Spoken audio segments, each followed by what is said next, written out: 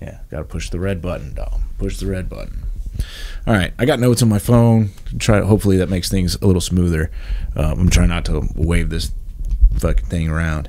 The vlog, I think I'm just going to kind of touch on like lessons I've learned and things I want to improve on, so on and so forth, that kind of stuff. Hope that's cool with everybody else. If not, fuck off. Go watch something else. But yeah. This past week, what I have learned, and it's kind of something I knew in the back of my head, but I always think I can get away with it. But I've learned to like prioritize the performance going into these mixes. By the way, if this is the first video you've watched, I have a goal of releasing one single every week for 2 years. And if I miss a week, just so you know, I have no intention of stopping. I'm just gonna pick up the next week, and until I get 2 years under my belt. If I miss a week, I just miss a week. It's no big deal. I always thought that was kind of silly. Like, yeah, I gotta start over again. I'm not starting over again. I'm just gonna keep going. The whole point and purpose of doing it is to hopefully grow as a musician, as a engineer, as a producer, and yeah, learn all the processes and iron it out and stream it out. And you do 2 years, that's 104 songs. After 104 doing anything like this, you've got to get at least a little bit better, and that's really all I'm in it for. Just to have like a better final product in the end. Anyways, this week, what I've been focusing on and what I've really prioritized is trying to get better takes. When I sit down to mix, I want to have really high quality tracks to mix with, because if I have high quality tracks to mix with, then it just makes the whole thing more streamlined and easy. 1 hour of recording on one song for drums or bass or guitar or vocals. I always thought it was silly when I went into the studio and they made me do a take over take over take. I was like, that last take was really good. They're like, yeah, let's do it again. Sorry, Jet, for giving you a hard time about all that and trying to convince you otherwise. But yeah, it really is. It has been a revelation of mine recently that you just have to do that in order to get the take. Because even a good musician can get a great take if you do it enough times. So yeah, I've got notes here. I'm gonna read off my notes, make sure I stay on track. Yeah, the other thing about it is I think it's more worth my time to invest an hour into recording a take, an extra hour into recording a take and getting a better take for any instrument that's on the track. It's worth putting more time into getting that take than it is putting that time into trying to fix a bad take. So from a time efficiency standpoint, I think it's just way better. You know, if I like, for example, if I sing and I get a little pitchy during one of the parts, and so I just do a whole nother take, and I do a whole nother take, and I do a whole nother take until I get the right one. Sometimes in the moment, I don't realize that I'm getting pitchy until I listen back to the vocals, and I'm like, oh, didn't quite hit that, didn't quite hit that, and I don't tune my vocals. So I think that's probably the biggest standout is getting the right vocal take, because I don't tune my vocals, not because I think tuning vocals is bad. Don't give me that credit. That's not why I do it. I do it because tuning vocals is hard. Doing it right is hard. Doing it wrong is very, very easy. You just buy the software called Auto-Tune, and automatically tunes your vocals. But doing it right requires going in and physically editing the notes that you are singing. And then it just takes a pretty big understanding of how the software works, and also how a good vocal sounds, and how to get from a mildly pitchy vocal to a fantastically in tune vocal at the end of it. And it can take hours per song to tune it. And I imagine if you're brand new at it and you don't know what you're doing, it can take a lot more than just a couple of hours. It's something I'm interested in learning how to do. I haven't sat down and learned how to do it. If all of a sudden my vocals get really, really good, stay tuned, because maybe I learned how to tune vocals. I'll tell you how I learned.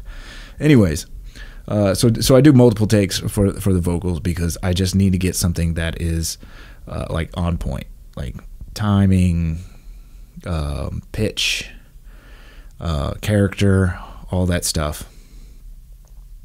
It also helps having the extra vocal takes, especially if I want to run a double.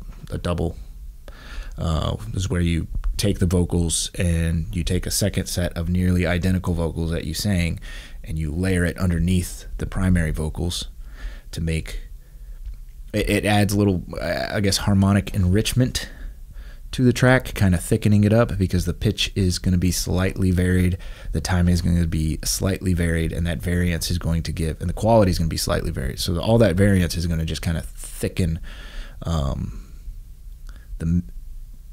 the line in the mix.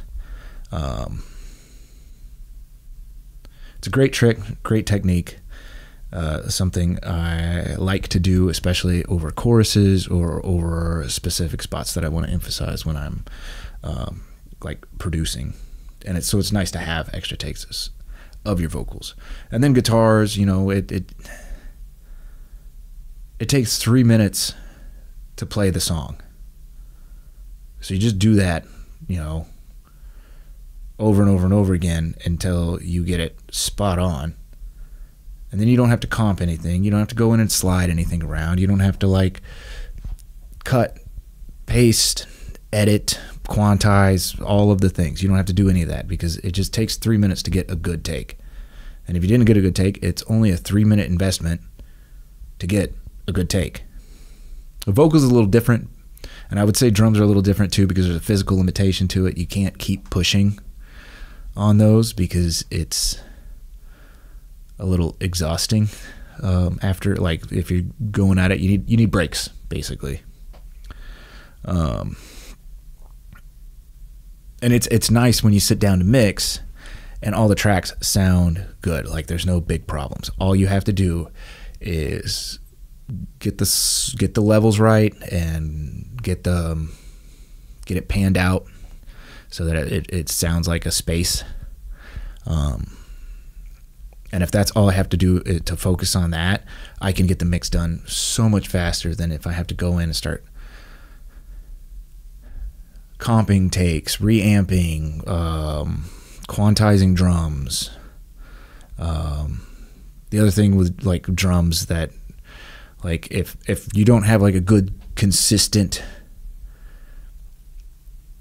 beat. Well, okay, that sounds stupid.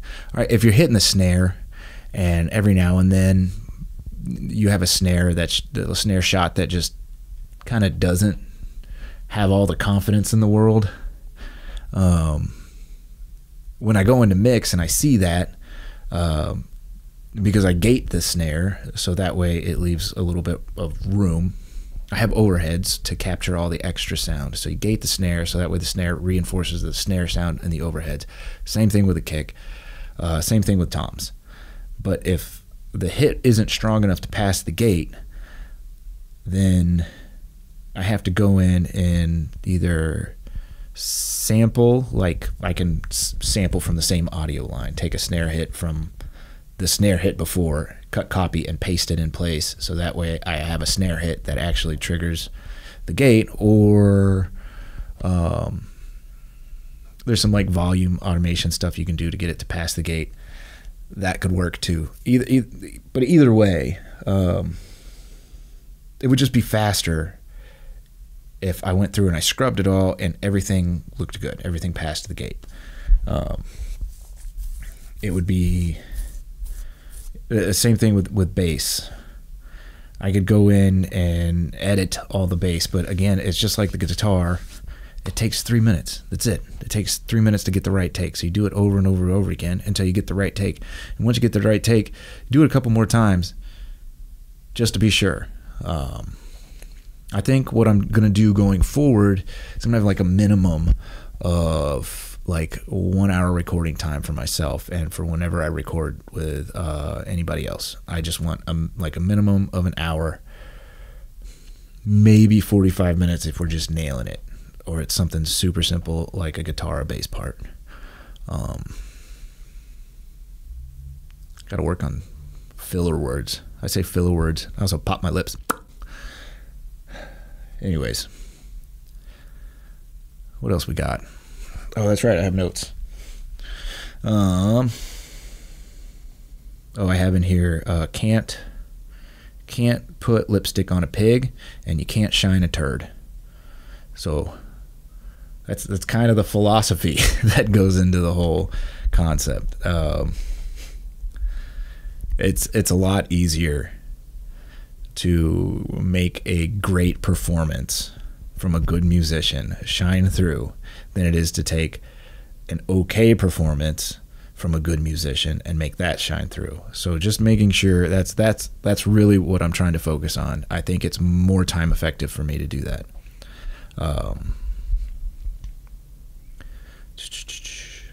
Let's see.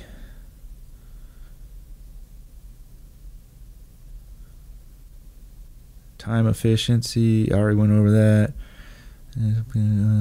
Can't polish a turd, got that. Yeah, I think that's pretty much it. Like, there's other lessons I've learned. Like, they're not like philosophy lessons. Like, that's the good one. Is, just get, dig through the rough and find the diamond. That's what I'm trying to do. For these takes, and make the performance really sell the song. That way my amateur mixing and production abilities are a lot less likely to mess it up even more. That's the thing. All right, so I guess to conclude, let's go ahead and catch you up on everything that's happened. We had music release. Let's see, where's it at? This month we have already had Stolen Gasoline drop. Temptation dropped as I'm recording this. 38 Special is next weekend. And then Lay Me Down and 10 Toes the last 2 weeks of the month. Now, I don't know if I'm going to be able to do the vlog and upload it those 2 weeks. I'll try to get something up, though. I'm going to be up in the Rockies for those 2 weeks, and then I will be back. So this next week, I'm going to be focused on trying to get ahead, so when I get back, I'm not sitting on no songs. I have actually something I can release. But if I don't, not a big deal. Just aiming for the next week. Just picking up where I left off. That's the key, by the way, to consistency, is you don't sweat your losses. It's just one day, 1 week. It's not a big deal. You just pick up and go. But yeah, that's pretty much it. We don't have a lot of shows, but I do have some live videos that I'll be posting here on YouTube, and some of them are pretty good. Oh, we're not going to have live videos for the last 2 weeks, but I'm planning something with my brother. If you don't know, me and my brother, we do songwriting together. This month, the songs we wrote together are Temptation and 10 Toes, and they're fantastic songs. I hope you guys really like them. I hope I did them justice. If you are a producer or an engineer or a musician who works in this field at all, feel free to leave in the comments any tips, tricks, or anything, ideas, lessons I have yet to learn, if you will, because I'm here for it. All right. Thank you guys. Peace.